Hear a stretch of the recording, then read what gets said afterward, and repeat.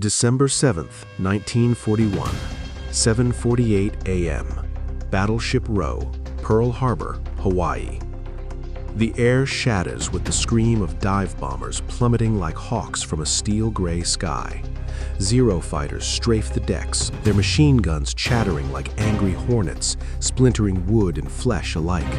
Black smoke billows from the USS Arizona as a 1,760-pound bomb punches through her armored deck, igniting the forward magazine in a cataclysmic roar that lifts the 31,000-ton behemoth out of the water.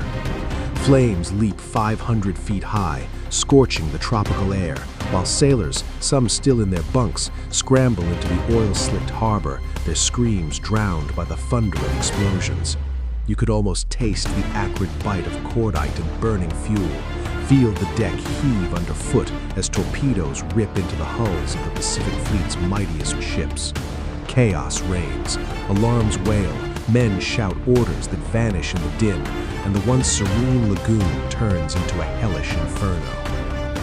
In the command bridge of the Japanese aircraft carrier Akagi, steaming 230 miles north of Oahu, Admiral Chuichi Nagumo paces with taut precision, his eyes fixed on the horizon through salt spray-flecked binoculars. Reports crackle over the radio. Tora, Tora, Tora, the code for complete surprise. Wave after wave of Mitsubishi A6M0s, Nakajima B5N Kates, and Aichi D3A Vals have unleashed devastation. 8 battleships crippled or sunk, including the Arizona, now a blazing tomb for over 1,000 souls. Cruisers, destroyers, airfields, all ravaged in under 2 hours. Nagumo's face remains impassive, but inside, a grim satisfaction stirs. This is the gamble of Isoroku Yamamoto, the combined fleet's commander-in-chief, a man who studied at Harvard and knew America's industrial heart all too well. Yet here, in this audacious strike, Japan has bought time, precious months, perhaps years, to seize the Pacific's resources before the sleeping giant awakens. Aboard the USS Enterprise, returning from a delivery run to Wake Island, Rear Admiral William Bull Halsey feels the world tilt. His task force is just hours away when the distress calls flood in. Air raid Pearl Harbor, this is not drill. Halsey's fists clench, his jaw sets like iron. When this war is over, he growls to his staff, the Japanese language will be spoken only in hell. But the reality hits harder than any bomb. The Pacific Fleet is gutted. Carriers Lexington, Saratoga, and Enterprise escaped by sheer luck out at sea, but the battleships that formed the backbone of U.S. naval power lie smoldering in the mud. Over 2,400 dead, 1,178 wounded. The nation reels, President Franklin D. Roosevelt's voice steady but grave over the radio the next day, a date which will live in infamy. Congress declares war and America mobilizes, but the wound is deep. Factories hum, shipyards clamor, yet the question hangs like smoke over Ford Island. How long until we can strike back? In Tokyo, Yamamoto receives the news in his flagship's wardroom. The Nagato, he allows a rare smile. His plan, meticulously crafted over months, has succeeded beyond expectation. But his mind races ahead.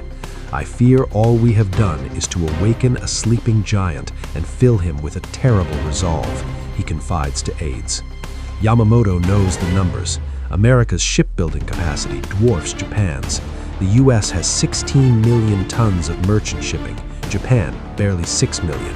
Steel production? America churns out 80 million tons annually, Japan 7 million. Yet he banks on a swift campaign, conquer the oil-rich Dutch East Indies, fortify the perimeter, and force a negotiated peace before U.S. industry ramps up. Essex-class carriers? Whispers of new designs, but Yamamoto dismisses them. It'll take years to replace what was lost at Pearl Harbor. Japan will have its empire by then.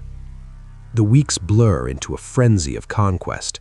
Japanese forces sweep through the Philippines, Guam, Wake Island. In Malaya, they bicycle through jungles, outflanking British defenses. Hong Kong falls on Christmas Day. the Imperial Navy's Kido Butai, the carrier strike force, roams unchallenged, its 6 flat tops launching raids with impunity. Admiral Osami Nagano, chief of the Naval General Staff, toasts the victories in Sake, but Yamamoto urges caution. The first 6 months will be a run of victories, but after that, I make no guarantees. In Washington, the War Department scrambles.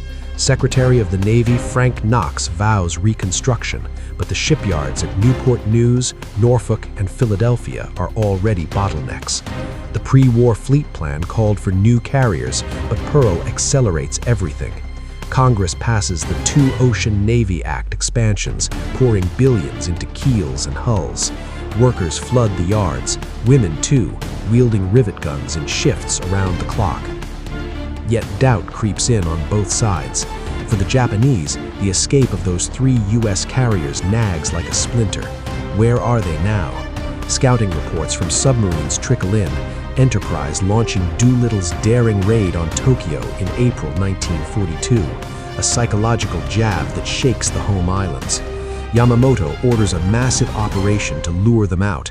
At Midway, the battle looms, a clash of titans. But beneath the bravado, a whisper persists. What if America rebuilds faster than we think?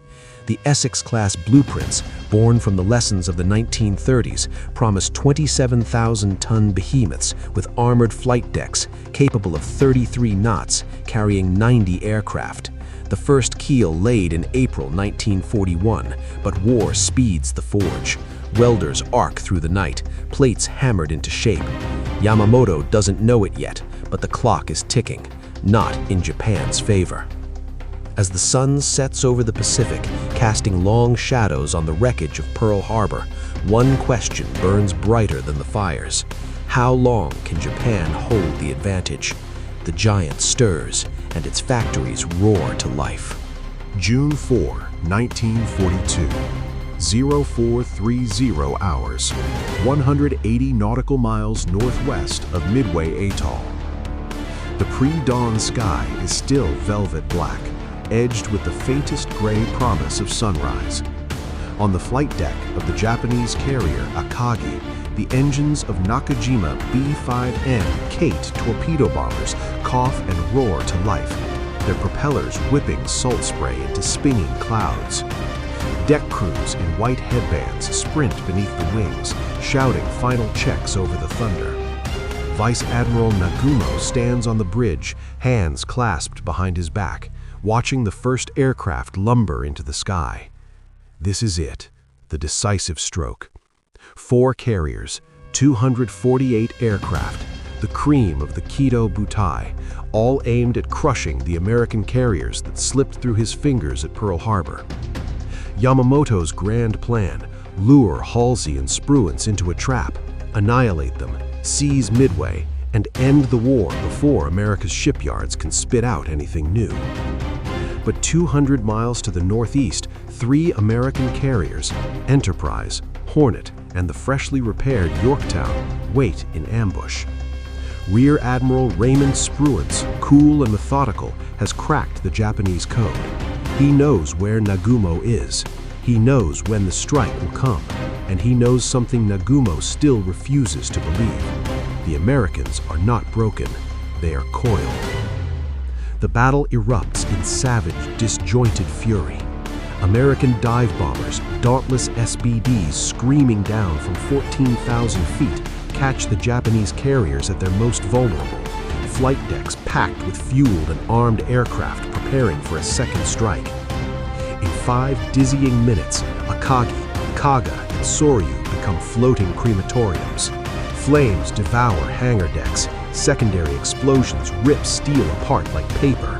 Men leap burning into the sea. Others are incinerated where they stand. Only Hiryu survives the morning slaughter, launching a vicious counterpunch that cripples Yorktown. But by dusk, even Hiryu is gone, torpedoed and burning, her captain choosing to go down with the ship rather than abandon her.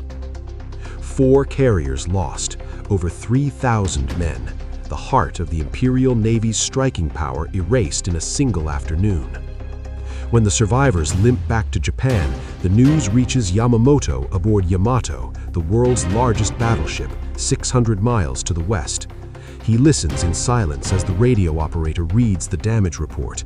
Then he turns to his chief of staff and says, very quietly, "We have lost the war."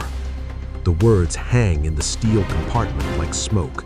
No one dares answer. Back in Washington and Pearl Harbor, the mood is different. Guarded elation mixed with grim determination. The victory at Midway buys time, precious time, but the losses sting.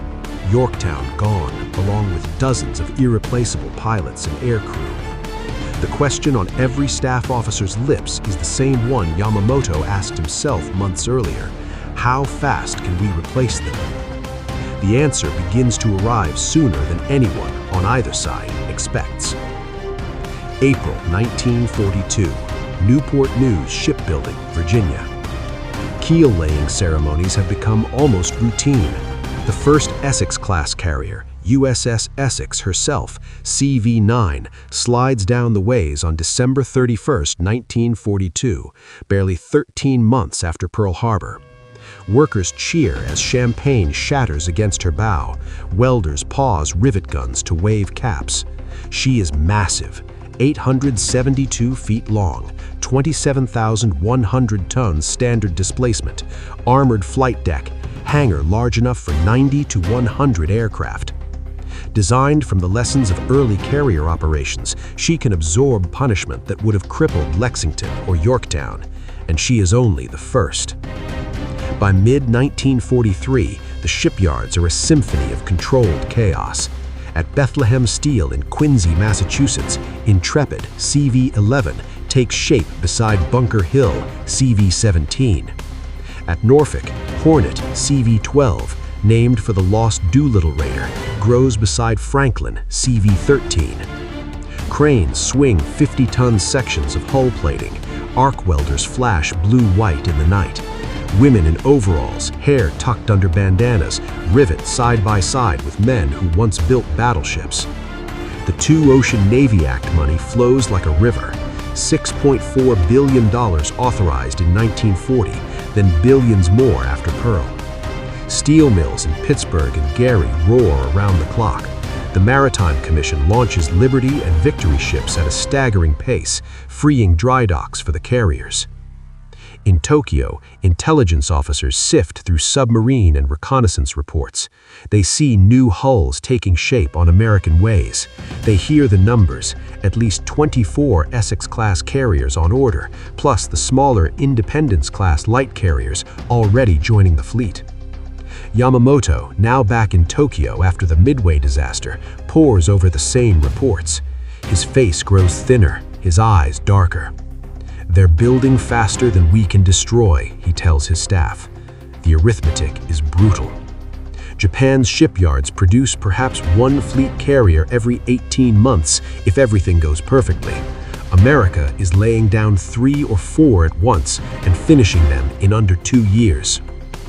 The Imperial Navy tries to adapt. Submarines prowl the U.S. West Coast, hoping to interdict materials. Kamikaze tactics are still a year away, but already the sense of desperation grows. At Truk, the Great Fleet Base in the Carolines, admirals count dwindling stocks of fuel and aircraft. Every plane lost at Midway or in the Solomons is harder to replace. American production of Hellcats, Corsairs, Avengers, and Dauntlesses flood the Pacific like a tide. And then, in November 1943, the first Essex-class carrier steams into Pearl Harbor under her own power.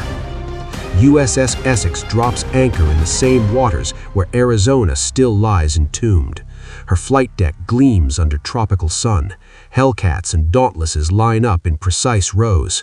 Sailors line the rails, caps off, staring at the black oil stains that still mark Battleship Row. Many of them were here on December 7th. Now they have come back, not to mourn, but to fight.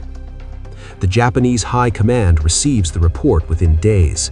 A new American fleet carrier, operational, modern, bristling with aircraft, appeared where none should exist so soon.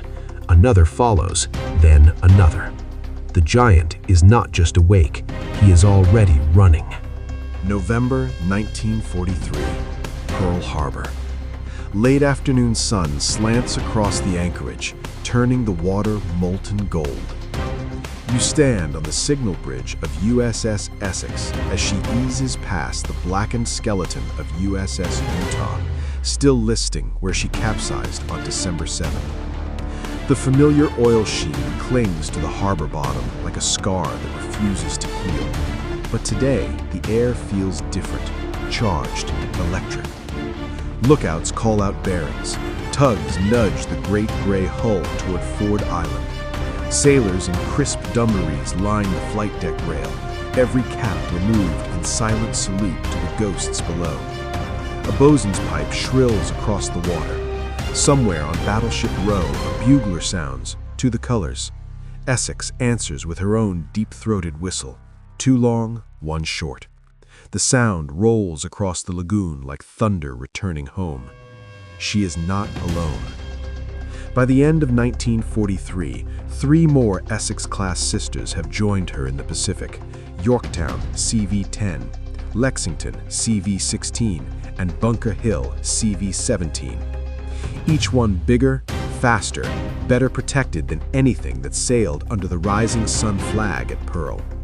Their hangar decks bristle with Grumman F-6F Hellcats, rugged, heavily armed successors to the Wildcat that could outturn and outclimb the Zero. TBM Avengers replace the older Devastators. SB-2C Helldivers bring heavier bomb loads than the Dauntless ever could. The carriers do not arrive singly. They arrive in 2s and 3s, escorted by new Fletcher-class destroyers whose 5-inch guns and torpedoes make them lethal screens. Behind them come Independence-class light carriers, converted Cleveland-class cruiser hulls, adding another layer of fast-moving air power.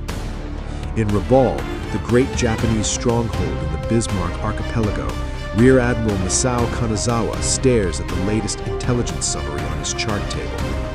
Fresh reconnaissance photos show American task groups steaming south of the Solomons. The silhouettes are unmistakable. Long, rectangular flight decks, island superstructures far aft, angled masts carrying SK air search radar. The count keeps rising. 5, 7, 10. Kanazawa's staff officer clears his throat. They are replacing losses faster than we inflict them, sir. Kanazawa does not answer. He simply traces a finger along the line of American advance. Guadalcanal already lost, New Georgia falling, Bougainville next. Every island the Americans take becomes an unsinkable airfield. Every new carrier group means another rain of bombs and rockets the Japanese cannot match. Tokyo feels the tremor. The Imperial General Headquarters meets in the humid basement conference room beneath the Imperial Palace. Admiral Minaichi Koga, who succeeded Yamamoto after his death in April 1943, sits at the head of the long table. Maps of the Central Pacific cover the walls, the Marshalls, the Gilberts, the Marianas. Koga's voice is low, measured. Our estimates were wrong. The Americans are not rebuilding, they are overwhelming. Production figures smuggled out by attachés in neutral ports confirm it. By late 1943, the United States has launched or is fitting out more fleet carriers than Japan possessed at the start of the war. The Essex program alone will deliver 24 ships. Add the light carriers, the escort carriers churning out of Vancouver and Tacoma shipyards, and the total approaches 40. Japan's surviving fleet carriers, Zuikaku, Taiho still fitting out, a handful of conversions, cannot hope to match that tempo. The arithmetic is merciless. A Japanese carrier pilot needs 300 to 400 flight hours to be combat effective. Hellcat pilots arrive in theater with 300 hours already logged, many with carrier qualifications. Japanese replacements, when they arrive at all, often have fewer than 100 hours, barely enough to land on a pitching deck in daylight, let alone fight at night or in bad weather. Tarawa, November 20 to 23, 1943. The first test of the new American tide.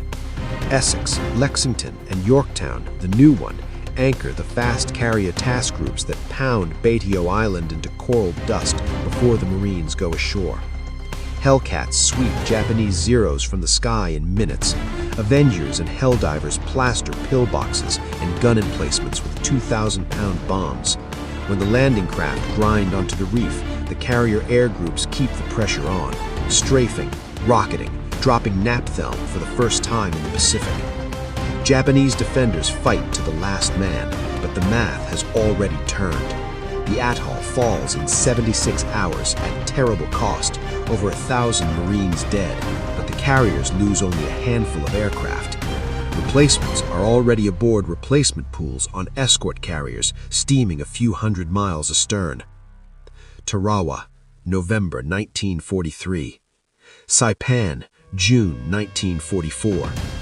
Task Force 58, 15 carriers strong, steams toward the Marianas. Marc Mitscher's flag flies from Lexington.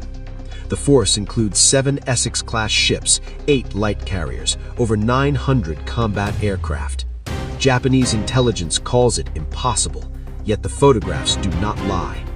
On June 19th to 20th, in the battle the Americans will call the Marianas Turkey Shoot, Japanese naval aviation launches everything it left. Over 600 planes go up against Mitscher's fighters and radar-directed anti-aircraft. When the smoke clears, Japan has lost over 600 aircraft in 2 days, most shot down before they can even damage an American ship. The Imperial Navy's carrier air groups are finished as an effective force. Aboard Zuikaku, the last of the Pearl Harbor veterans, surviving pilots sit in the ready room, faces hollow. One lieutenant, barely 20, stares at the bulkhead. "They just keep coming," he whispers. "We kill 10, 20 appear." No one contradicts him. Back in the United States, shipyard whistles blow day and night. By the summer of 1944, Essex herself has already been refitted once. New radar, stronger deck, more 40mm guns. Her sisters follow the same cycle: fight, refit, return. The pipeline never stops. Yamamoto's nightmare has come true. The giant did not merely awaken, he built an entirely new body, while the old one still bled. And the next blow is already steaming west. October 23rd, 1944, 0500 hours. The waters east of Samar, Philippine Sea. Dawn bleeds red across a restless ocean. You are on the open bridge of the tiny escort carrier USS Gambier Bay, CVE-73, one of the jeep carriers nicknamed Kaiser coffins by their own crews. The wind is wet and smells of diesel and salt. Your deck, barely 500 feet long, still holds the scent of yesterday's aviation gasoline. A handful of Avengers and Wildcats sit chained down, engines cold. You're part of Taffy 3, Rear Admiral Clifton Sprague's desperate little task group. 6 escort carriers, 3 destroyers, 4 destroyer escorts. Your job is simple: launch planes to support the Leyte landings 100 miles away. No one told you the entire Japanese combined fleet was coming straight for you. At 0645, the horizon erupts. Lookouts scream bearings. Dark shapes materialize through the morning haze. Battleships, heavy cruisers, destroyers. Yamamoto leading, her 18.1-inch guns the largest ever mounted on a warship. Vice Admiral Takeo Kurita has slipped through San Bernardino Strait during the night, evading the main American battle line. His center force, 4 battleships, 8 cruisers, 12 destroyers, now bears down on Taffy 3 at 30 knots. The disparity is obscene. Your biggest gun is a 5-inch 38 on a destroyer. Theirs throw shells that weigh more than your aircraft. Sprague orders every plane aloft. Gambier Bay's deck crew whips tie-downs free. Pilots scramble into cockpits. Engines cough, then roar. The first Wildcat lifts off just as the first Japanese shells begin to fall. Huge geysers of white water blooming 300 yards short. You feel the deck shudder as 14-inch and 18-inch projectiles scream overhead, the sound like freight trains tearing the sky apart. Gambier Day turns hard to starboard, trailing smoke, trying to run. She is hit almost immediately. Shells rip through her thin hull, starting fires in the hangar, flooding compartments. Men fight flames with hoses while others throw wounded overboard to keep them from burning alive. Yet even in this slaughter, something astonishing happens. The American pilots, many on their first combat mission, attack. They dive on the Japanese heavy ships with whatever they carry, 500-pound bombs, depth charges set to go off on contact, even .50 caliber strafing runs meant to distract gunners. One Avenger pilot, Ensign William E. Brooks, bores in on cruiser Chikuma so low his prop wash kicks up spray across her deck. His bomb strikes home. Secondary explosions follow. Other planes swarm Yamato herself, forcing her massive turrets to track tiny buzzing targets instead of the fleeing carriers. For 20 desperate minutes, the little Taffies hold the line, not by firepower, but by sheer suicidal courage. Kurita watches from Yamato's bridge. Smoke pillars rise from his own ships. American planes, seemingly endless, keep coming. His staff reports damage, dwindling ammunition, fuel concerns. Then the radio crackles with more bad news. Another American carrier group, Marc Mitscher's fast carriers, is steaming south at 30 knots to join the fight. Essex, Intrepid, Franklin, Lexington, the new one, Hancock, Wasp, Hornet, all of them. Over 1,000 aircraft already airborne or preparing to launch. Kurita does the math in his head. He has already lost 3 heavy cruisers. His battleships are taking hits. The Americans are not running out of planes. They are multiplying them. At 9/11, Kurita makes the decision that will haunt Japanese naval history. He orders a reversal of course. The center force turns away, steaming back through San Bernardino Strait. He later explains it as concern over fuel, ammunition, and the threat of overwhelming American carrier air power. But the men who survived that morning know the deeper truth. Kurita saw the future coming over the horizon, wave after wave of Hellcats, Corsairs, Helldivers, and realized Japan could no longer stop it. Leyte Gulf becomes the largest naval battle in history. Japan loses 4 carriers, including the new Taiho and the veteran Zuikaku, 3 battleships, 10 cruisers, 11 destroyers. The Imperial Navy is finished as a fleet in being. From this point forward, its remaining ships will hide in harbors or sail on one-way kamikaze missions.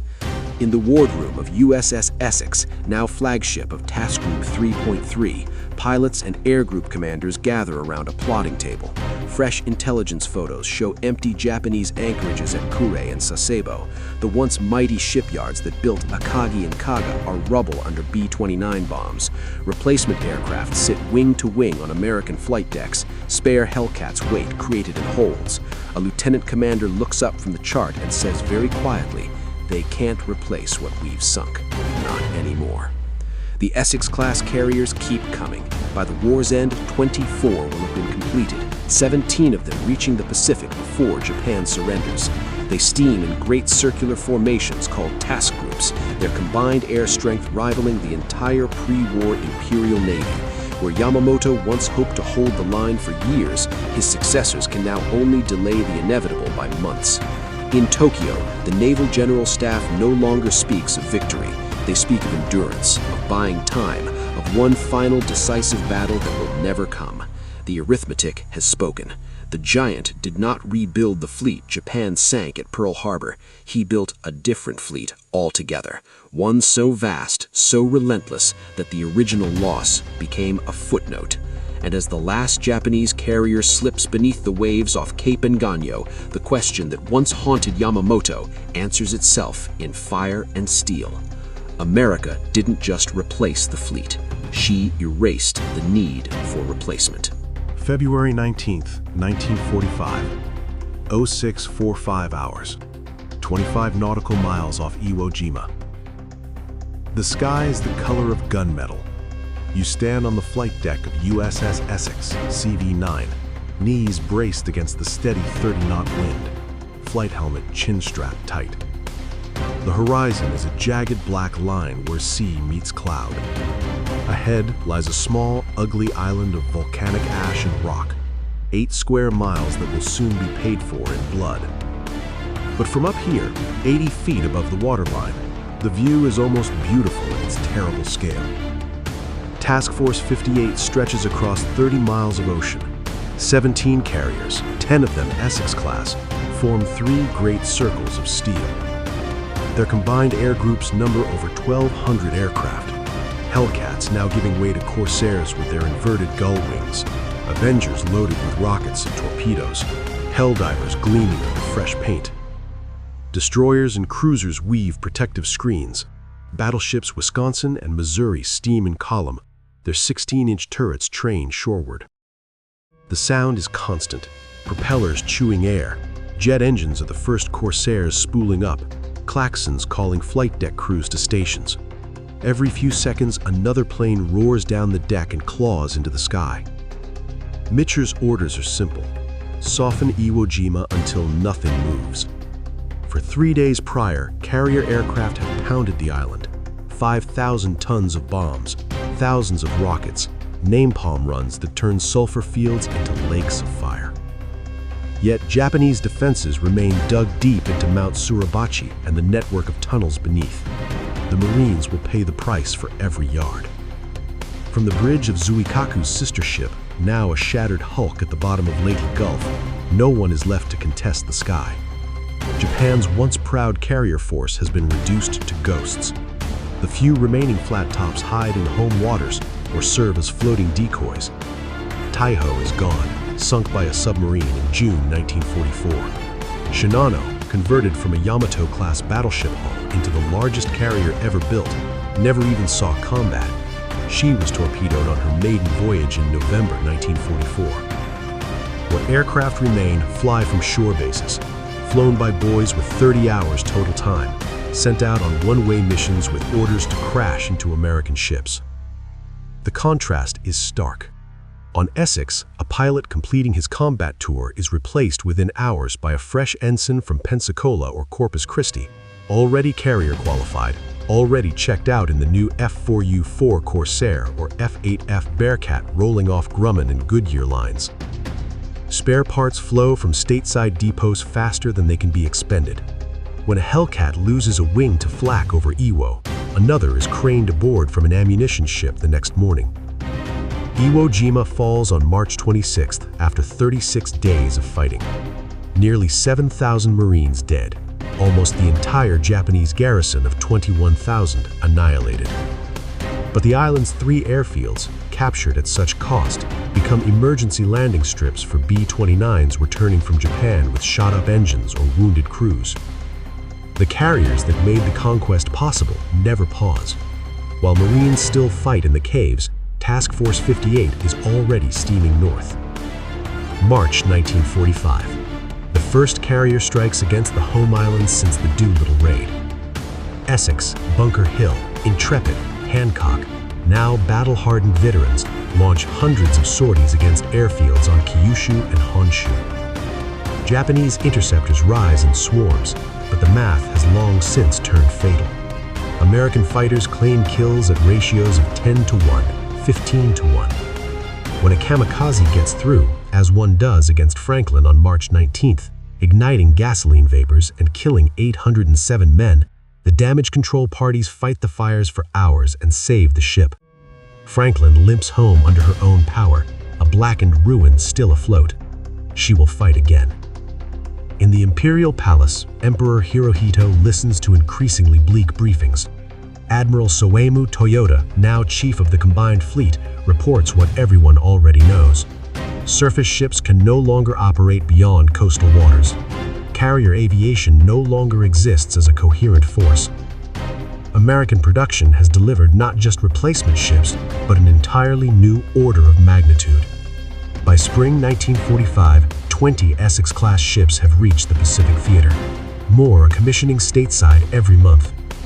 The Independence-class lights and the growing fleet of escort carriers provide additional layers of air cover that no Japanese submarine or kamikaze can penetrate for long.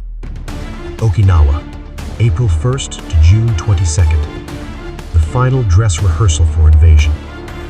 Task Force 58, now redesignated Task Force 38 under Halsey again, fields 20 carriers at peak strength. They remain on station for nearly 3 months, the longest continuous carrier operation in history.